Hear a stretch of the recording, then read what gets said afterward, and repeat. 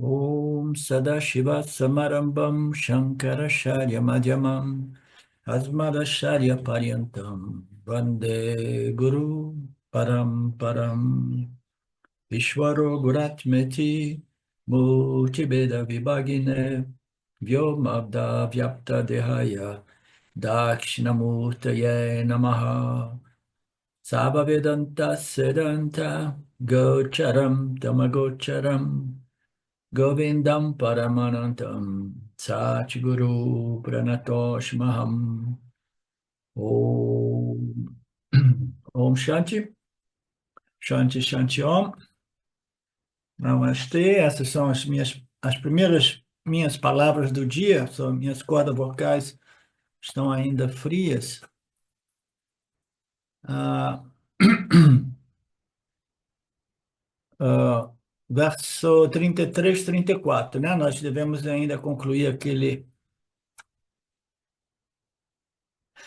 Ok, só para quem não esteve aqui nas aulas passadas, né? Nós estamos no capítulo 11 do Gita,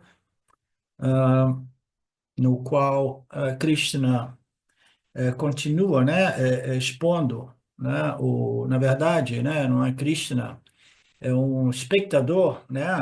O rei, eu esqueci o nome dele, aquele que estava descrevendo para o rei a situação no campo de batalha, né, estava descrevendo o que estava acontecendo e ele nos contou que Krishna insistentemente pediu para que Ishvara se mostrasse diante dele em sua totalidade, em sua integridade, né?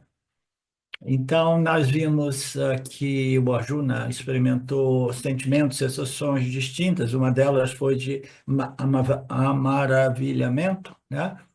Ou maravilhamento, não sei bem. Uma outra está de medo, né? A terceira emoção não foi abordada porque aquela ali é a emoção que a Juna experimenta no capítulo 18, uma vez ele se torna um Jnani, né? Nós estávamos vendo sobre isso, né? E isso nos trouxe a um tema muito famoso, né?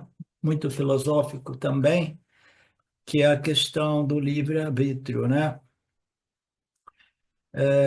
Porque no âmbito desta comunicação, né, descrita entre, entre Krishna e Arjuna, Krishna dizia, né, em nome do Senhor, em nome de Deus, em nome de Bhagavan, em nome de Ishvara, dizia assim: você precisa fazer o seu Swadharma e seja simplesmente um instrumento em minhas mãos, porque essa guerra já terminou. Eu já decidi de destruir, matar, assassinar todas aquelas pessoas que precisam ser removidas para o bem do Dharma, para que nós possamos proteger o Dharma, etc. Portanto, você tem duas escolhas: ou você é um instrumento, né, do Senhor, o meu instrumento, e através de você eu restabeleço o Dharma, e você vai ganhar fama, prestígio e uma boa vida, né? Se você sobreviver. De repente eu vou fazer de modo que você sobreviva, mas pouquíssimos, raríssimos irão sobreviver a esta batalha, né? Então, quando Krishna trouxe esse conceito do ser um instrumento, então o Swami Paramarthananda falou assim: agora eu tenho que elaborar um pouco, porque aqui Krishna não vai elaborar. E como nós vimos, né, o Swamiji elaborou um pouco, eu elaborei um pouco também sobre a questão do livre-arbítrio. Nós vimos os defeitos da filosofia, que diz que o ser humano não tem nenhum livre-arbítrio, as vantagens e as desvantagens, né? Nós vimos as vantagens é que você é isento de responsabilidade, né? E a maior desvantagem é que você vai viver uma vida totalmente governado simplesmente pelos seus desejos e aversões sensoriais mentais, né? Então você vai viver movido por suas vasanas, os seus quereres e não quereres, e devido a isso, você diz: eu não estou fazendo nada, o corpo macrocosmo das vasanas estão fazendo tudo, eu sou impotente. E ainda Krishna disse que eu sou um mero instrumento, etc. Então, eu sou isento E tudo bem. Então, se o Jiva Atma, que foi desenhado para responder aos estímulos que vêm do seu meio ambiente, se ele não for realmente um fazedor de ação, então quem seria o fazedor de ação? Então, nós teríamos que inferir que Ishvara, Deus, é o fazedor de ação. E como nós sabemos, se Deus é um fazedor de ação, ele também é um desfrutador dos resultados. Então, ele está dentro do âmbito do sistema causa e efeito, ações e seus resultados, né? Então, ele está sendo movido por karma, porque ele decide sozinho, né? Então, como nós sabemos, Ishvara não é parte integrante deste sistema causalidade, ele é simplesmente o sistema dentro do qual os jivas, que são parte integrante, eles vivem dentro da causalidade, respondendo aos estímulos que vêm do campo. E como nós sabemos, este universo, né, este cosmo é desenhado de modo extremamente inteligente, né? É uma ordem realmente, como o Swami Dayananda gosta de colocar, tudo é muito bem ordenado segundo regras e leis muito específicas. As leis físicas, químicas, entre outras, né? E principalmente do ponto de vista do jiva humano, as leis éticas, morais, psicológicas e as leis do karma, a lei do dharma, né? Então, o que é a lei do karma? A lei do dharma é simplesmente se você vive em violação do dharma, você vai colher um resultado que quase que invariavelmente ele é a destruição ou o declínio do seu processo espiritual, acompanhado por mais dores e problemas e conflitos e etc, etc. Então, isso para contextualizar um pouco, né? Ishvara não é um fazedor, não é um desfrutador, não. E o Jiva, ele não é realmente isento de escolha, nós fazemos escolhas todo o tempo, de momento a momento. Então, que história é essa de exercício do livre-arbítrio, né?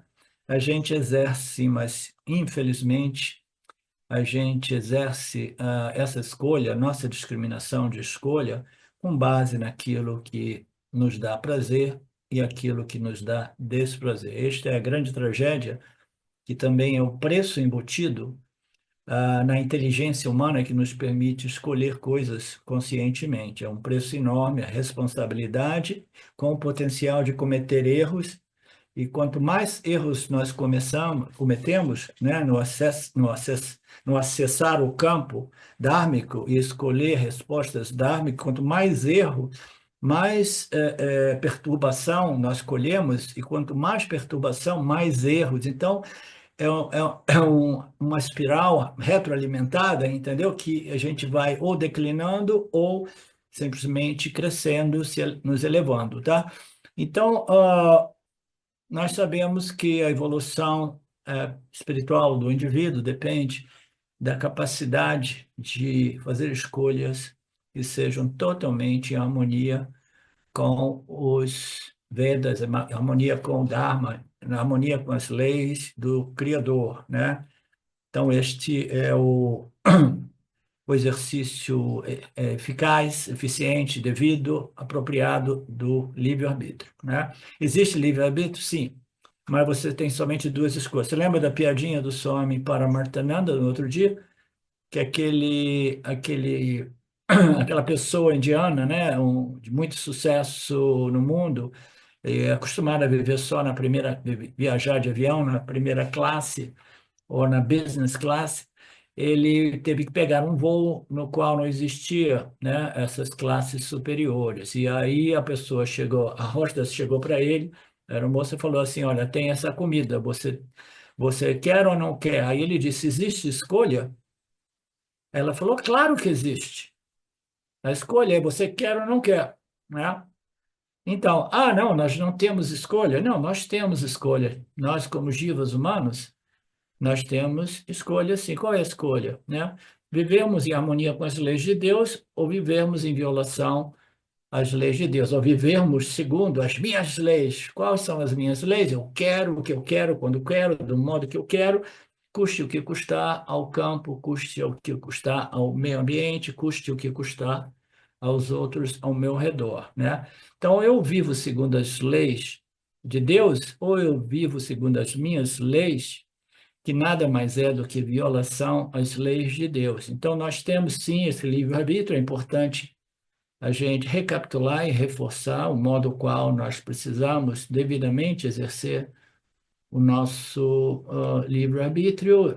Nós vimos diversos pontos para provar que Bhagwan ou Ishvara não é um super jiva, não é movido por karma, não é movido por desejos, não é movido por preferência por ninguém, é um sistema, né?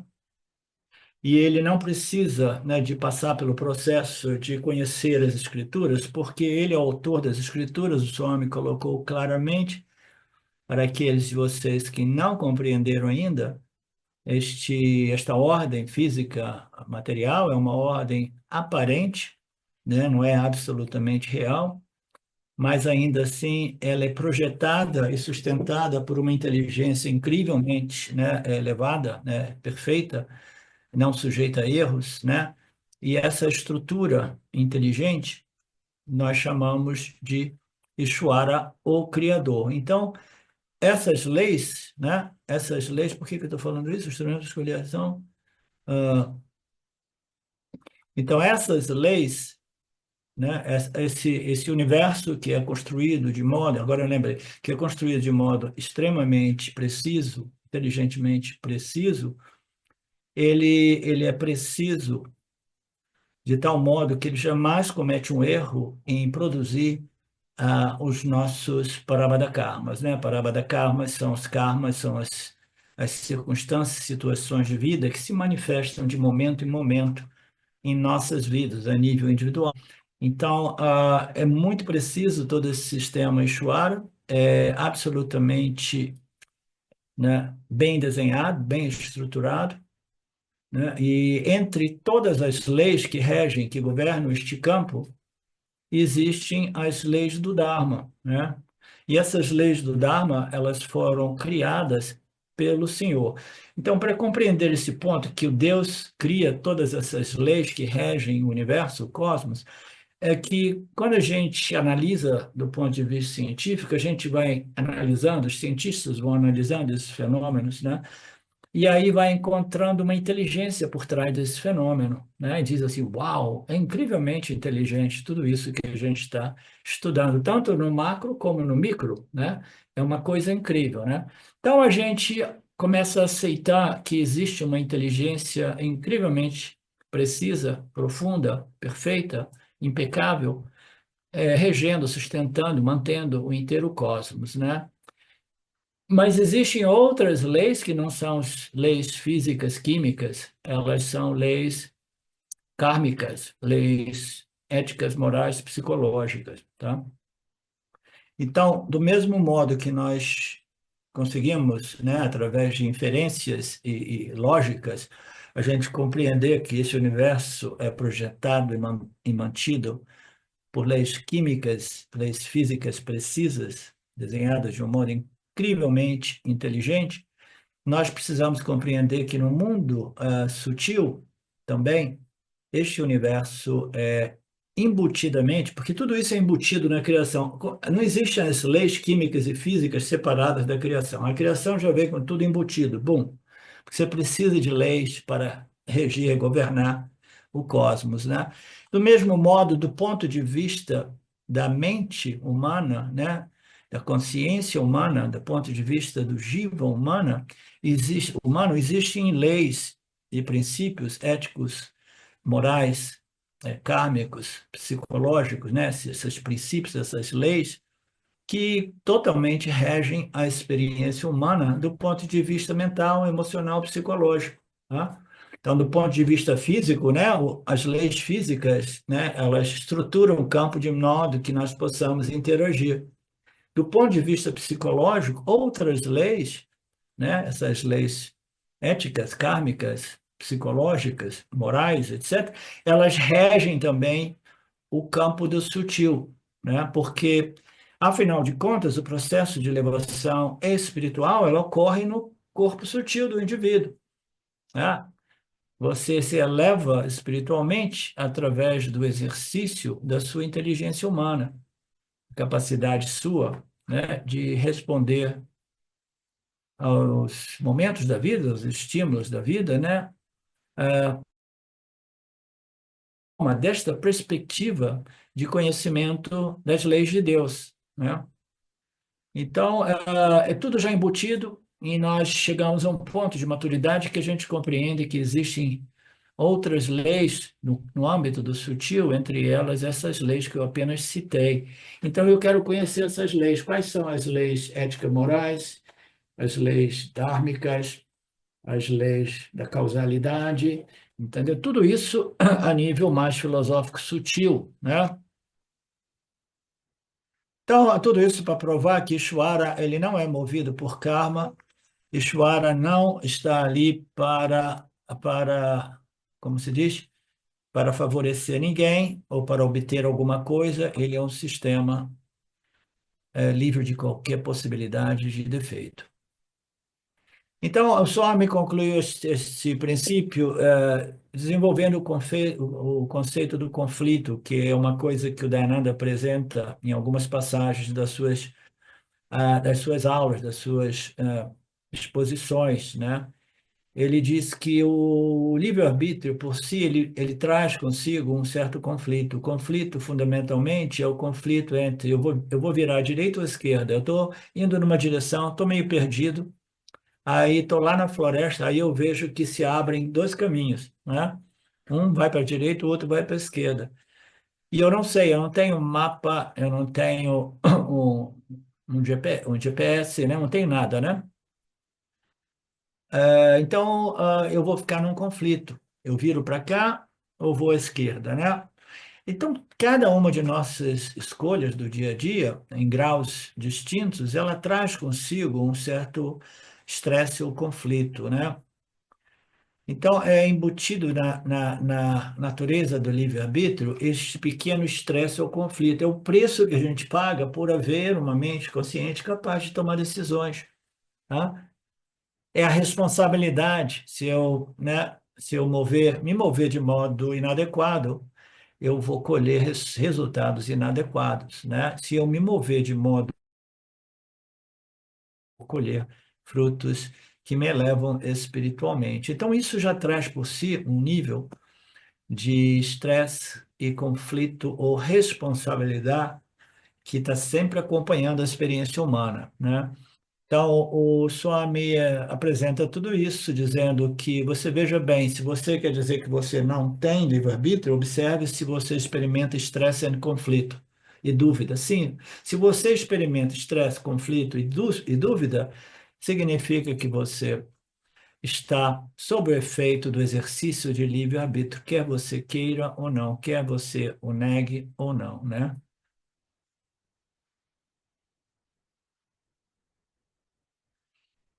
Ok. Os seres humanos, eles não têm. Swami aqui fala um pouco sobre o vegetarianismo, isso na Índia é muito forte, né? Na cultura védica hindu, né? Então, se o ser humano afirma que ele não. Qual é a nossa conclusão? Sim, nós temos livre-arbítrio, isso já foi claramente, definitivamente determinado. Mas eu tenho esse corpo de vásanas, essas tendências, esses hábitos, eu tenho um vício, né, de criar encrenca na minha vida, então eu não consigo, né? Então eu entreguei. Eu falo assim, não, eu sou um instrumento, Ishvara vai me mover, e eu começo a cantar, né? Aquele samba canção, deixa a vida me levar, me leva a vida eu. Então, se você deixa a vida te levar, você vai ser simplesmente governado, levado por suas vasanas, as suas tendências, as suas predisposições, os seus hábitos, né, de vida que são inevitáveis na experiência humana.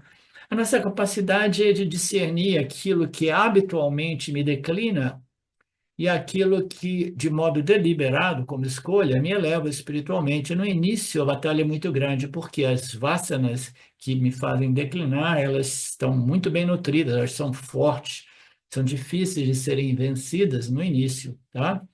Mas ainda assim, se nós queremos realmente nos elevar espiritualmente na direção, né, daquilo que nós definimos como moksha, né, a liberdade da problemática psicológica humana, ou a liberdade, né, de um ciclo infinito de vida, crescimento, envelhecimento, morte e renascimento, a gente precisa de pegar, retirar, né, levantar a nossa espada do discernimento e começar nesta batalha que muito bem é expressa, né, ou representada pelo drama de Arjuna no campo de batalha, uma guerra entre a discriminação devida e a não discriminação absoluta, que é mais ou menos viver sob a tirania dos meus hábitos, das minhas vasanas, das minhas tendências, né? Não é fácil. Vocês acham fácil esse processo? Não é fácil, né? Eu fico imaginando por que que o pessoal volta, né? Tantos de vocês voltam toda semana, né? Porque é um processo muito desafiador. Somente grandes guerreiros, né, embarcam nesta jornada, né? A jornada de quê? Do autoconhecimento, elevação espiritual, e não tem nada a ver com experiências místicas, ou não tem nada a ver com isso, é simplesmente um processo que inicia com o exercício devido do livre-arbítrio, utilizando o livre-arbítrio, usando o livre-arbítrio para me adequar, conformar, alinhar com o Dharma, porque se eu vivo em alinhamento, né, em conformidade com o Dharma, eu simplesmente experimento menos e menos e menos estresse e conflito, né? Por quê? Porque o meu objetivo aqui é simplesmente me conformar, me alinhar com o Dharma, me harmonizar com o Dharma, porque eu sei que aí eu vou viver com sempre menos conflito em relação ao campo e em relação aos frutos que eu tenho que colher, porque se eu me adequo às leis do Dharma, os frutos, os frutos são sempre mais positivos e o fruto mais primordial é pacificação mental, aquela história de que não, eu não me corrompo, né? O cara veio e me ofereceu milhões, isso e aquilo, eu não me corrompo. Por quê? Porque no final das contas, eu quero ir para a cama e ter o quê? Né, um sono livre de conflito. Eu quero dormir com a minha consciência tranquila, como diz a expressão brasileira, né? Dormir com a minha consciência tranquila é uma coisa muito rara, né? Muito rara, principalmente entre o pessoal aí envolvido em política, né? Então, é mais ou menos por aí, tá? O exercício devido, né, do livre-arbítrio nos permite uma mente sempre mais pacificada, uma consciência sempre mais pacificada e tranquila, de modo que uma mente mais pacificada melhora, né, reforça, é sempre mais e mais capaz de discernir, discriminar mais eficazmente, mais precisamente, com menos potencial de erro, né? Então é mais ou menos esse o processo. Raros são os indivíduos que embarcam este processo. Eles ficam na esperança de que alguma experiência possa resolver, ou que alguém, algum guru, né, que possa, esses que são vendedores de fantasias e sonhos, possa transmitir um Shakti, uma energia que possa me produzir uma experiência de libertação, uma experiência de iluminação permanente, né? Como nós sabemos, a natureza de toda e qualquer experiência é a impermanência. Ela tem um início, meio e fim, e ela é em constante fluxo de modificação. Portanto, a experiência não é um meio adequado. Ações que visam produzir experiência não é um meio adequado para o autoconhecimento e a libertação do samsara, né? Então, qual seria o meio? Segundo as escrituras dos Vedas, no final, os Vedas Anta, né? Os Upanishads, os Brahma Sutras, né? o meio adequado é não através da ação e seus resultados, que invariavelmente são experiências efêmeras, temporais, mas sim um estudo profundo, uma contemplação profunda, uma reflexão profunda sobre a luz dos ensinamentos Upanishads que revela para o indivíduo a sua real identidade. Então, esta contemplação, que não é uma ação, ou se você quiser, é uma ação de natureza cognitiva e intelectual, that's okay, mas ela vai produzir o quê? Ela vai produzir uma convicção de conhecimento que é extremamente libertador. Por quê? Porque os Upanishads irão revelar que eu não sou nem o corpo físico, nem o corpo mental e emocional. Eu sou Satchitananda Brahman, eu sou a consciência e existência de natureza uma, sem nada além dela, né? Eu sou um sem o segundo, eu sou a consciência não dual, etc, etc. Então, este é o processo que se inicia com o exercício devido do livre-arbítrio, né? Infelizmente, a maioria das pessoas procura evitar o Karma Yoga e simplesmente reivindicar que eu não preciso de nada disso, eu não preciso de compreender esse relacionamento com Deus, etc, etc. Eu quero uma experiência que me liberte definitivamente. Eu vou encontrar a felicidade permanente numa experiência impermanente. Como você vai encontrar uma felicidade permanente numa experiência impermanente é alguma coisa ainda a ser compreendido, né? Isso não significa dizer que algumas experiências não possam servir o propósito de permitir a extração de sabedoria, extração de conhecimento. Na verdade, a vida nada mais é do que uma experiência em dualidade, na qual eu extraio, eu preciso aprender a extrair lições, aprendizagens, sabedorias através destas experiências que só ocorrem dentro do âmbito da dualidade, né? Então, o propósito da experiência é realmente a extração de sabedoria, mas é muito difícil nós extrairmos as experiências, a sabedoria, com base nas nossas experiências ordinárias do dia a dia, sem fazermos essa análise, né, dentro da luz dos ensinamentos do Vedanta.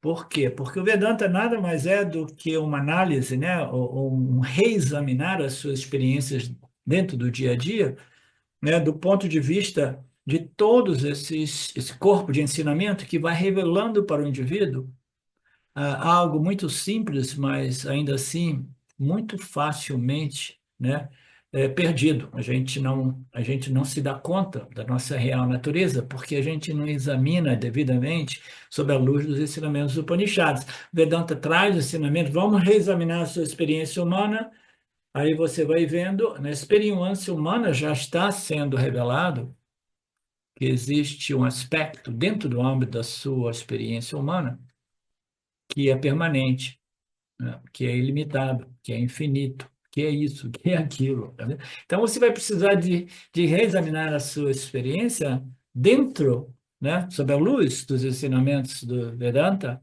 para a gente compreender, né? Compreender claramente e depois compreender com clareza de convicção, né? Então, voltando aqui, então, o futuro, né? Eu sou uma pessoa que acredita no livre-arbítrio, eu acredito somente no destino, no determinismo, né? No fatalismo, né? Então, o Vedanta diz, não, o livre-arbítrio existe e o destino também existe. O Swami, né, o Krishna apresentou que o destino nada mais é do que o Parabhada Karma. So, digamos assim, o meu karma é o meu karma. Como nós vimos, né, o karma é um elemento mais sutil, psicológico. A circunstância de minha vida é um objeto muito sutil e complexo, que envolve diversos elementos, né, que produzem um certo impacto no meu corpo de querer e não querer, de vasanas, né? Então, eu estou encontrando o destino, que nada mais é do que meu karma, meu parabha da karma. Eu não posso mandar de volta, porque eu compreendi que o sistema é um sistema preciso. Eu não vou brigar com Deus, não vou negar Deus e não vou me tornar um ateu, porque eu desenvolvi já uma certa maturidade que me impede de negar a existência dessa inteligência suprema, né? Então, o Vedanta diz que nós temos sim o livre-arbítrio, são duas forças, dois fenômenos, dois fatores, né, que vão sempre, né, determinar as nossas experiências. No caso dos animais, existe somente o quê? O parábado, o destino, tá? Eles não têm uma inteligência consciente que permita a eles escolhas conscientes, o exercício de um livre-arbítrio do tipo humano, né?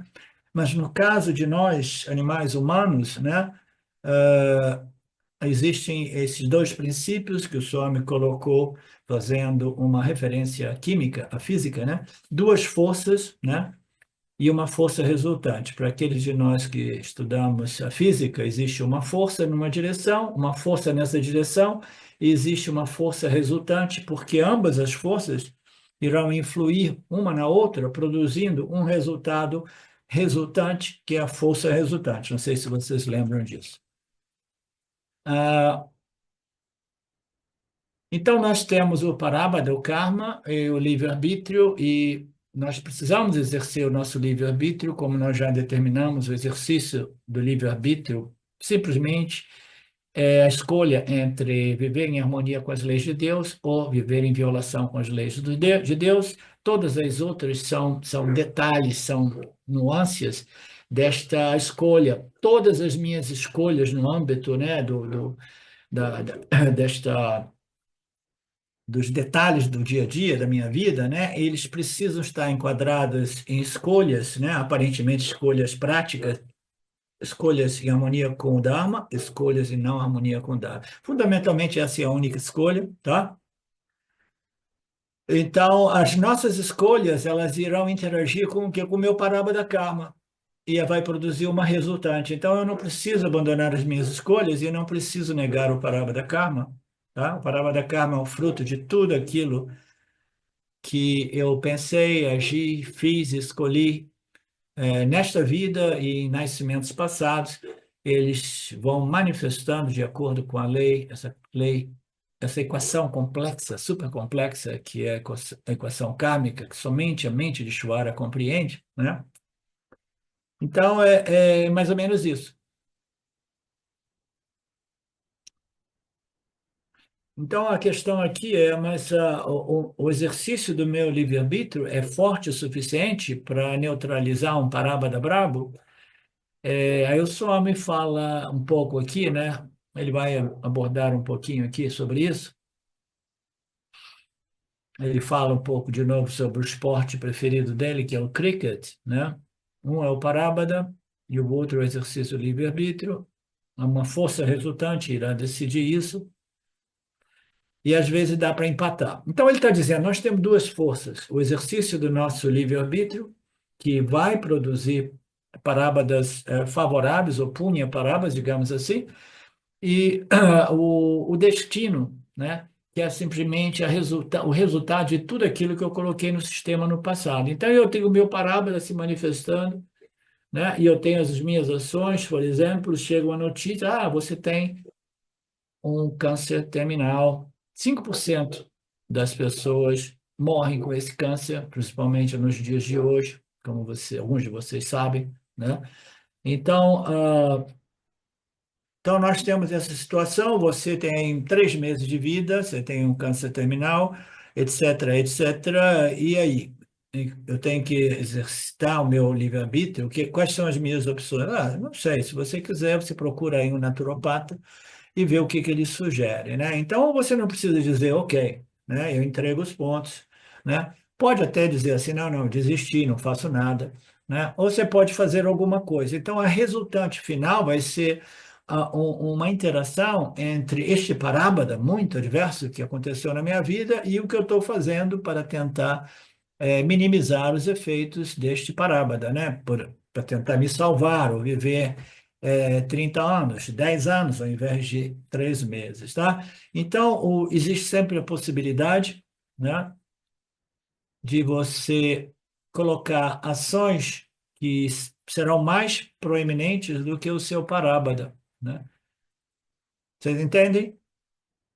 Alguma dúvida?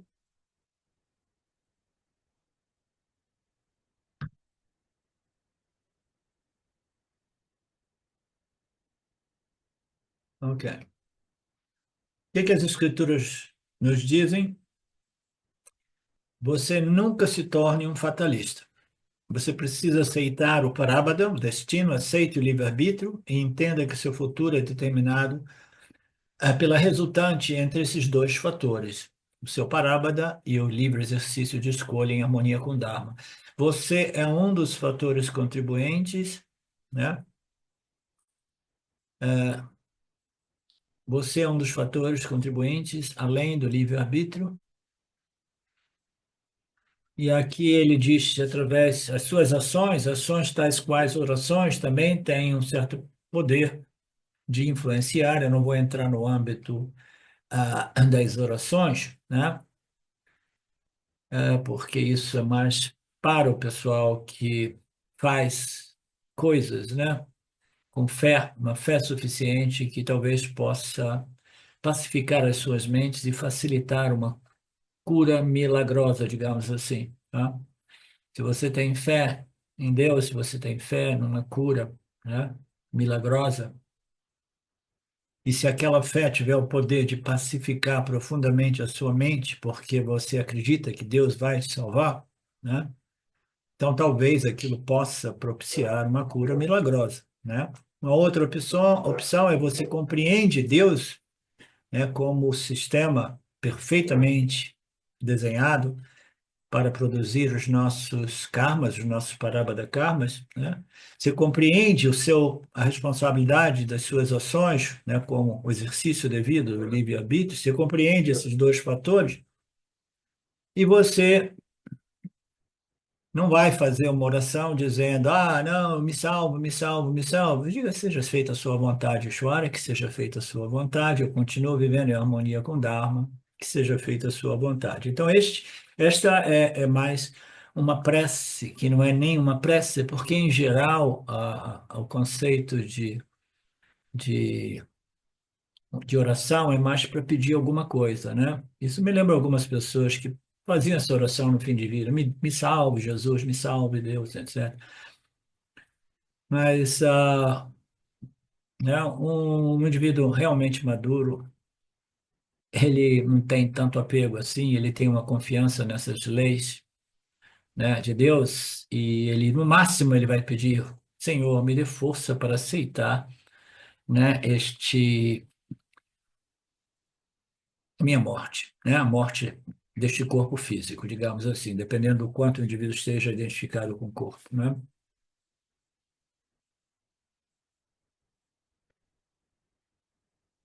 Então, a questão aqui mais fundamental é quando Krishna diz, seja um instrumento em minhas mãos, ao Arjuna, por que ele disse seja um instrumento? Por que ser um instrumento? No caso de um ser humano, tornar-se um instrumento nas mãos do Senhor é simplesmente viver em harmonia com as leis do Senhor. Viver em harmonia com as leis do Dharma, as leis que estruturam e sustentam o Dharma, que harmonizam o Dharma. Bhagwan controla o mundo do ponto de vista mental, emocional, psicológico. O mundo é produzido para as criaturas. O Criador produz uma criação cujo objetivo é propiciar um palco, uma escola no qual as criaturas possam interagir e crescer, né? Ishvara controla este mundo do ponto de vista mental, psicológico, através das suas leis éticas, dármicas, morais, psicológicas, né? Então, eu preciso compreender este relacionamento entre a criatura e o Criador, compreender as leis do Senhor, as leis do âmbito, né, sutil, mental, psicológico, intelectual, emocional, né? E fundamentalmente é muito simples, muito embora não seja fácil de viver, né, em total conformidade com o Dharma, devido à pressão de nossas tendências, das nossas vasanas, dos nossos desejos e aversões, mas fundamentalmente é muito simples, né? Ishvara controla tudo através das leis que estruturam o campo do Dharma, né? E se entregar ao Senhor, né, surrender to Ishvara, significa simplesmente, né, viver em harmonia com as leis de Ishvara. Ah, eu tenho que me entregar a Deus, eu tenho que surrender to God. Não, não, eu tenho que ser um instrumento. Como é que eu faço isso? É muito simples, não viaja não, cara. É simplesmente aceite as leis e os princípios que regem esse campo dármico, né, de tal modo que você possa passar por este nascimento, cumprindo, realizando o objetivo que é a elevação espiritual. Para isso, você precisa realmente ser um instrumento, que significa ser, viver em harmonizado, em conformidade com as leis do Dharma. Bhagwan projeta e sustenta tudo isso, e através das leis da causalidade, um outro ângulo para compreender as leis do Dharma, causalidade, causa e efeito, que se, do ponto de vista do jiva humano, ela se traduz como o quê? Ações e seus resultados.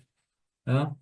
Causa e efeito é, no ponto de vista cosmológico, né, todos os planetas, todos os corpos celestes estão impactando, né, e causando resultantes, né? Tudo está impactando tudo nesta ordem chamada Mitya, né? Do ponto de vista do indivíduo, né, as nossas ações estão impactando o campo dármico neste nível sutil, né, causando modificações no parábada, tanto do nível meu parábada pessoal como o parábada coletivo, tá? Portanto, saiba que Ishvara estrutura, né, e governa o Dharma através das suas leis do Dharma, causalidade do ponto de vista de ações e resultados do jiva humano. Bhagavan harmoniza o mundo através do Dharma, e quando eu uso o meu livre-arbítrio para me manter alinhado, conformado, harmonizado com o Dharma, eu tenho essa escolha a cada momento, como nós vimos, nós temos somente uma escolha: aceitar o almoço dentro, né, do avião ou não aceitar. Nós temos duas escolhas somente: viver em harmonia com as leis de Deus ou em violação às leis de Deus, né? Na medida que eu vivo em harmonia com as leis, né, eu estou alinhado com o Dharma, e eu estou simplesmente sacrificando o quê? Os meus raga e dvesha, né? O raga e dvesha não é nada mais do que os meus gostos e desgostos, os meus quereres e não quereres, né? Os meus quereres e não quereres que se tornaram tiranos, vinculativos, a tal ponto de que eu quero, qualquer que seja o custo, isso venha a causar no campo dármico, né? A gente vê uma deteriorização do tecido do campo dármico, digamos assim, porque nós estamos vivendo num Kali Yuga, na qual as pessoas que têm poder político e econômico querem o que querem, custe o que custar, tá? Porque eles são totalmente movidos pelo Raga Dvesha, né? Gosto e desgosto, o que eu quero e o que eu não quero, né? Eu vivo assim. Se o obstáculo for muito grande, eu prefiro, né, colocar fim numa civilização através de uma guerra generalizada, né? Os caras são loucos.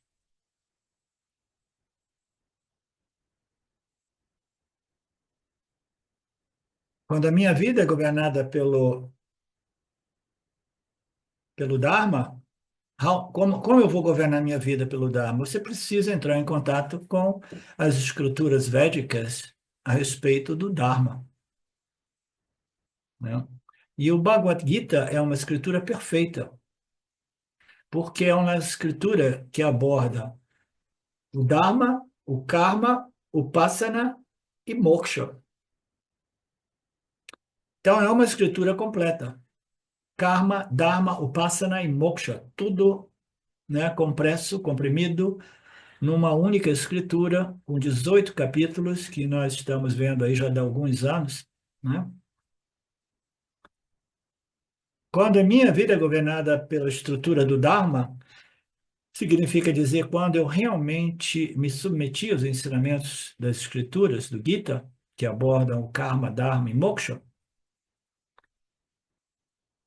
aí sim eu aprendo a exercer o meu livre-arbítrio, né, devidamente, alinhando as minhas decisões, ações, escolhas com o Dharma, né? Então, deste modo, eu me torno mais um instrumento do Senhor, que, em outras palavras, eu me torno mais um Arjuna. Eu estou protegendo e defendendo o Dharma, tá? Estou protegendo e defendendo o Dharma.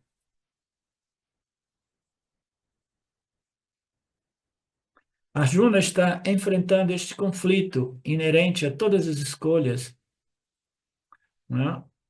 Esse estresse. E agora? Eu preciso lutar esta batalha, né?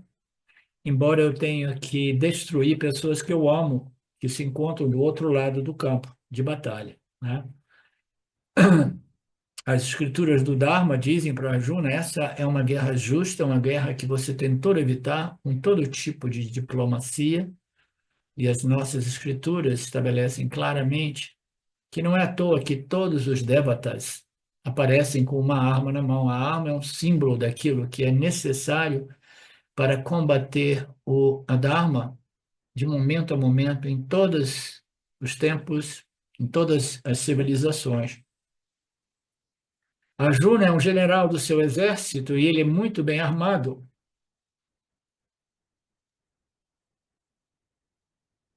Ele está muito bem armado com seu exército, muito bem preparado. Ele é um grande guerreiro, né? E ele precisa lutar essa guerra, mas ele, né, teve esse problema sentimental que abalou a sua capacidade de discriminação e decisão. Portanto, de acordo com as escrituras do Dharma, Arjuna precisa de combater o exército de Duryodhana.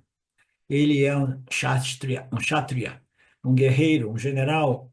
Ele foi, o papel da vida dele é proteger e restabelecer e manter o Dharma. Duryodhana adotou explicitamente o Adharma. Ele conhecia as escrituras do Dharma, mas ele disse, né, tem uma passagem no Mahabharata que ele diz: eu conheço todas as escrituras do Dharma, mas ainda assim existe essa força dharmica dentro do meu peito, dentro do meu coração, que me compele a violar o Dharma. E eu sou impotente diante desta força, né? Quantos de nós, né, já tivemos esses tipos de pensamentos, né, em referência com algumas de nossas tendências, né?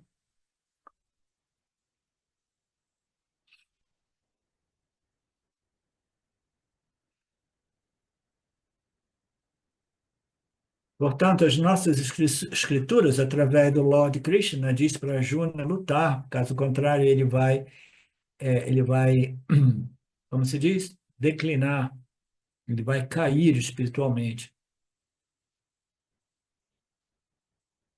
Ele estava pronto, depois de 13 anos de contemplação, ele estava pronto para iniciar esta batalha. Aí o seu querer e não querer, os seus apegos, né, suas tendências sentimentais, emocionais, perturbaram a sua discriminação. O Ragadevesha veio e diz assim: não, eu não posso matar Bhishma e Drona e todos os outros meus primos e parentes e amigos. É muito violento, não posso fazer isso. Com a minha mente, o Swami nos traz um verso importante do capítulo 2,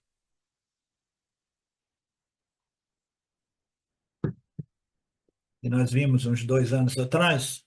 Com a minha mente dominada pelo desamparo e com o meu intelecto iludido em relação ao Dharma e ao Adharma, eu te peço decididamente, diga-me o que eu devo fazer, o que eu devo escolher, o que vai ser bom para mim e para os outros. Eu sou seu discípulo, Lord Krishna. Ensine-me o Dharma, que eu me renderei a ti, né? Então, isso aqui é muito interessante, essa passagem, porque neste capítulo 2 o Arjuna estava tendo esses vislumbres, né, que permitia a ele dizer: me ensine, me ensine, me ensine, me ensine, até mesmo o Dharma, eu estou confuso. né? Eu sou o seu discípulo. Então, aqueles momentos de clareza, aqueles momentos que o Ragadvesha não está realmente comprometendo completamente a discriminação do discípulo de Arjuna, ele diz assim, não, não, me ensine, eu não quero viver sob a tirania dessas tendências sentimentais, emocionais, ou qualquer que seja a natureza dessas tendências, né? Então, eu sou completamente iludido, eu não estou compreendendo o Dharma, né? Me diga o que devo fazer, me ensine, me ensine. Uma coisa é você perguntar, pedir, me diga o que eu devo fazer. A outra é me ensine o porquê de eu ter que lutar essa guerra, né? E ele pediu isso a Arjuna, a Krishna. Krishna apresentou toda a lógica necessária, mas ainda assim nós tivemos que passar por 18 capítulos do Gita até que Arjuna tenha decidido fazer aquilo que era justo, né, para a humanidade, né? Isso ocorre também no relacionamento de qualquer guru-discípulo, né? Existe momentos de mais clareza na mente de um discípulo que ele diz, sim, sim, né? Eu me rendo aos ensinamentos do Veda, você é o meu guru, me ensine, né? Mas aí no momento seguinte, né, o mesmo discípulo tem um outro momento no qual a mente se modifica, né? E aí a desconfiança do outro, ele diz assim, não, não, eu não posso aceitar esses ensinamentos dos Vedas, porque eles são muito radicais e muito profundos, muito difíceis, né? Como é que eu posso erradicar esses meus apegos, né?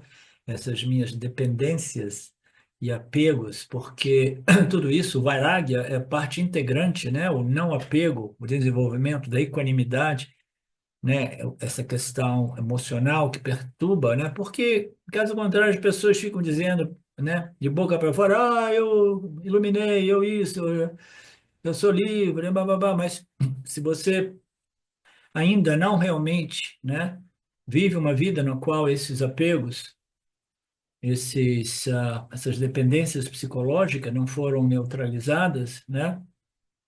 É inútil a gente se iludir e se enganar, né? Então, a única solução é voltar para as escrituras dentro desse relacionamento guru, shastra, discípulo, né? E continuar este processo, né? Mas a Juna fez isso diversas vezes. Teve um momento que ele disse, não, agora eu entendi, me ensine, me ensine, me ensine, eu estou totalmente entregue às escrituras. Aí, no capítulo seguinte, ele começava a argumentar com Krishna, né, criando muita dificuldade neste processo, relutante, né, criticando e dizendo isso, dizendo aquilo. Não, mas não pode ser isso, não pode. Isso é natural, natureza humana, tá? É sempre assim. Arjuna enfrentou o conflito porque ele tem este livre-arbítrio, o livre-arbítrio traz com esse pequeno estresse, o conflito, né, a escolha entre, né, A ou B. E essa escolha agora é uma escolha muito difícil. Ele não teria problema de escolher entre dama e adama se não fosse o fato de muitas pessoas que ele amava, da sua família, estivessem do outro lado do campo de batalha, tivesse se aliado ao exército do Adharma, né? Como é que você vai fazer isso, né? Existe um monte de gente que se aliou ao exército do Adharma, né? Algumas dessas são pessoas da sua família, são amigos, queridos, isso e aquilo, né? Aí chega o momento que a separação, né? Como é que se diz? A polaridade é tal que existe um conflito, que você diz, não, agora nós precisamos de separar, né? Então, agora eu não me associo mais com ninguém que violou o Dharma, quer eles saibam ou não, né? Então, é uma forma de simplesmente de tomar uma decisão que não envolve a violência, né? Mas existe sempre esse conflito por causa desta tendência de decidir segundo meus gostos e desgostos. Você precisa de ser um instrumento decidindo, né, simplesmente através da compreensão do Dharma. O Dharma diz que a estrutura do Dharma precisa ser protegida, preservada e muitas vezes restabelecida. A estrutura do Dharma na nossa civilização está numa condição tão precária que até mesmo restabelecê-la parece uma missão quase impossível. O que é se tornar instrumento do Senhor é não viver sob a tirania dos seus gostos e desgostos, suas noções que não foram escrutinadas, como se diz, às vezes eu quero falar difícil, me enrolo.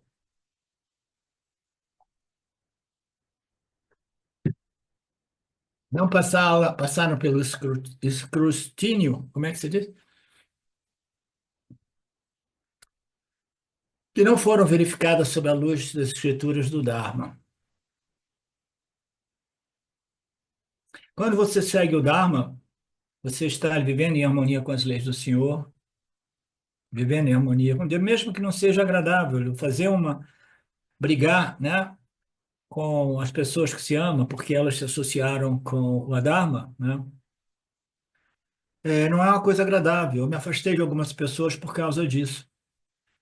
Foi agradável? Não, não foi agradável. Pessoas que eu conheci há tanto tempo, mas ainda assim eu não posso não tomar uma posição.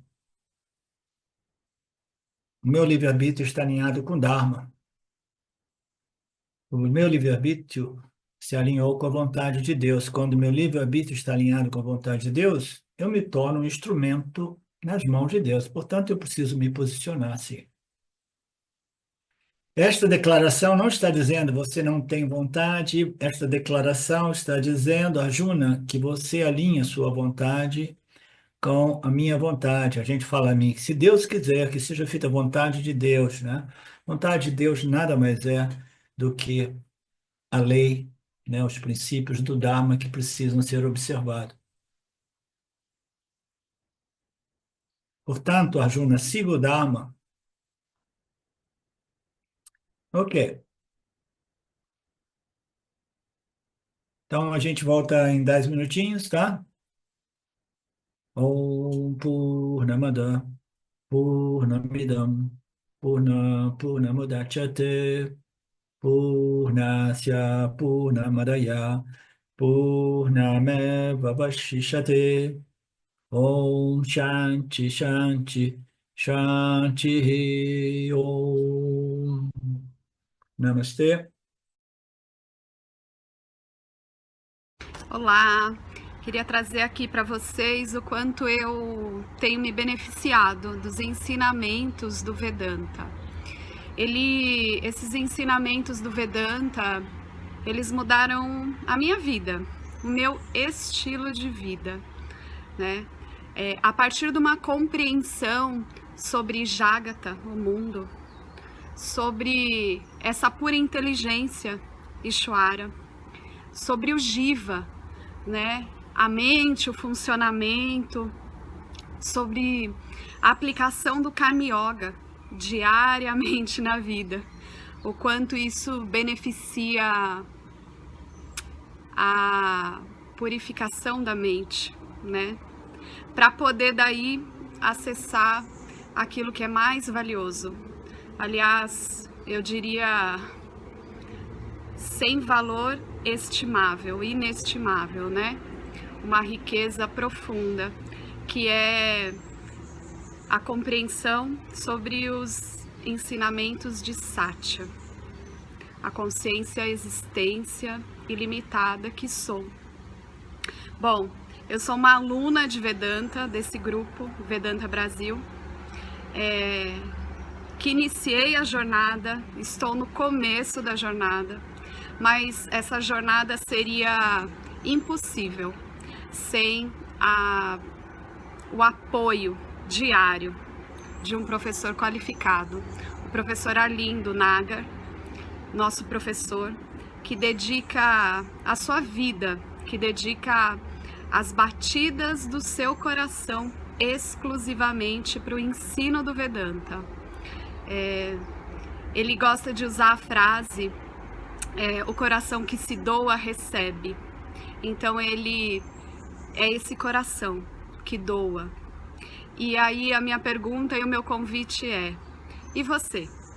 Tem se beneficiado também dos ensinamentos, da compreensão, da clareza desses ensinamentos que são trazidos para nós? Sim? Se sim, o coração que doa, recebe. Então, o convite é, se você se beneficia, você pode também fazer uma doação. Essa doação, ela é necessária, apropriada, para a manutenção, né, desse ensinamento vivo diariamente para nós. E é um convite para que a gente possa nutrir esse grupo com o dar e o receber. E se você se beneficia, tenho certeza, qualquer valor mensal é suficiente. É o valor que o seu coração sentir, mas é um valor apropriado.